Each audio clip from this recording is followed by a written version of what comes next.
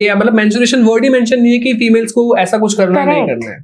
But फिर भी लोग, आई थिंक ये पुराने टाइम से हाइजीन की वजह से, हाइजीन के पर्पस से था। उस टाइम सैनिटरी नैपकिन्स नहीं होते थे, और उस टाइम फीमेल्स का ना फिजिकल वर्क बहुत ज्यादा था, और टेम्पल्स घर में नहीं होते थे, टेम्पल्स बाहर होते थे, बाहर पानी भर के लाना होता था, शिवलिंग को बाहर जाके आप जल देते थे। तो उस टाइम पे एक औरत को बोलते थे दैट पूरा महीना you feed us, you just have some rest, आप रेस्ट करो 4-5 दिन, we'll take care of you. True, इस पर्पस से बोला गया था। लेकिन आज, और अगर आप सोचो, अगर एक औरत इम्प्योर है मेंस्ट्रुएशन साइकिल में, उसको कहते हैं अशुद्ध है, तो एक आदमी भी इक्वली इम्प्योर है, क्योंकि हर बच्चा उसी से पैदा हो रहा है। जब एक औरत प्रेग्नेंट होती है, उसको पीरियड्स नहीं आते, तो वो ब्लड कहाँ जा रहा है? वो उस बच्चे के पास जा रहा है ना। तो एक आदमी इक्वली इम्प्योर है। तो ऐसा कैसे कि आदमी जाप कर सकता है, एक औरत नहीं कर सकती?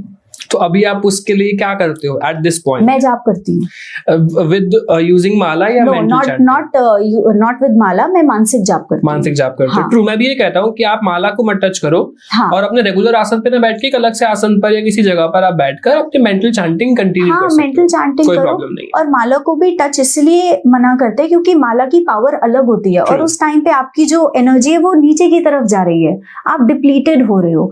तो इट्स बेटर आप मानसिक जाप करो। एंड मैंने ये भी कहीं पे सुना था कि ऐसा कहते हैं कि मेंस्ट्रुएशन के टाइम पे a woman is very powerful.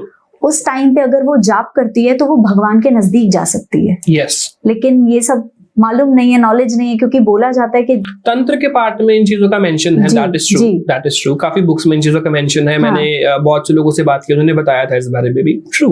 अच्छा, एक बात आप मुझे और बताओ, जब आपने जाप किया, मे बी शायद आपने माला के साथ भी ट्राई किया है, बिना माला के भी ट्राई किया है, आप कौन सी माला यूज कर रहे थे, and what was the difference माला के बिना और माला के साथ? मैंने रुद्राक्ष माला पे ही ज्यादा जाप किया है, और एक मैंने लिया था स्फटिक की माला।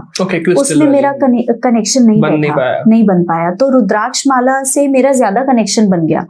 और आज मेरे को हैबिट है कि मैं रुद्राक्ष माला से ही करती हूँ। और मानसिक जाप भी अगर मैं करती हूँ तो कहते हैं ना, इसे काउंट नहीं करना चाहिए, तो वो मुझे आइडिया भी नहीं है कि कितना हो जाता है। कोई पहला मिला है जो कह रहा है काउंट नहीं करना चाहिए, मतलब सब काउंटर लेके चलते हैं। मैंने वही बोला, जब भगवान गिन के नहीं देते तो आप क्यों गिन के जाप कर रहे हो? भगवान को नहीं मतलब है आप कितनी बार कर रहे हो, बट ये अपनी मोटिवेशन के लिए ठीक है।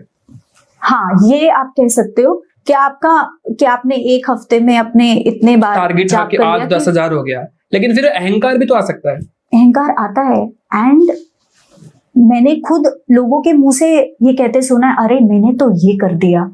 जहां आपने कह दिया ना कि आपने किया है, आप पहली बात कोई नहीं होते करने वाले, वो आपसे खुद करवाता है। वो कहीं ना कहीं चाहता है कि आप उनके कहे हुए रास्ते